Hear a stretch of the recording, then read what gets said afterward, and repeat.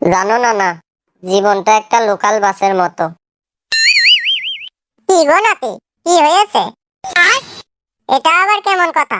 জীবনটা লোকাল বাসের মতো হতে যাবে কেন? আরে না না, বাসে উঠলে তো সিট পাই না। আরো লোকে বলে একটু সাইড দেন, ভিতরে যাব।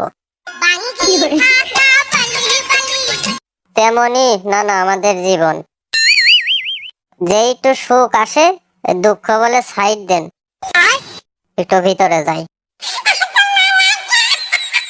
ভাই ঠিকই বলেছেন, জীবনটা আসলে লোকাল বাসেরই মতো।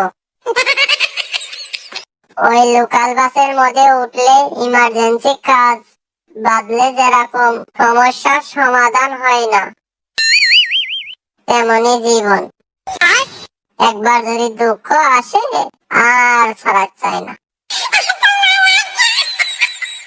বড়ই বিপদে আছি, সমস্যার সমাধান আর হয় না। আর বললো না নাতি, একদিন আমি মাঝপথ থেকে লোকাল বাসে উঠিলাম।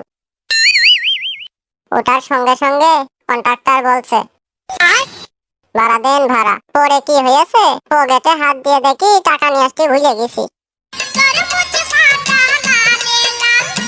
পরে কি করব, ওই ভিড়ের মধ্যে এক সাইড করে মানুষের পাছার তলে বসেছিলাম, যাতে কন্ট্রাক্টর খুঁজে না পাই। তাহলে আবার সময় দেখি কন্ট্রাক্টর সামনে বসে আছে, আমি পিছন দিয়ে কোনো কায়দায় লেগে চলে আসি। না না, কন্ট্রাক্টর কিছু বলিনি।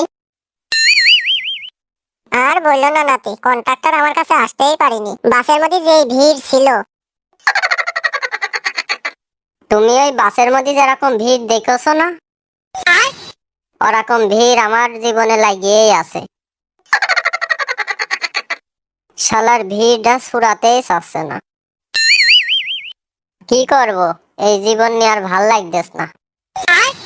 জীবনটা হয়ে গেল নন এসি পাবলিক বাসের মতো। ঘৃণা লাগছে, ঘৃণা। এই জীবনের উপর ঘৃণা লাগতেছে, ঘৃণা। ये सब क्या देखना पड़ रहा है? अच्छा है मैं अंधा हूँ।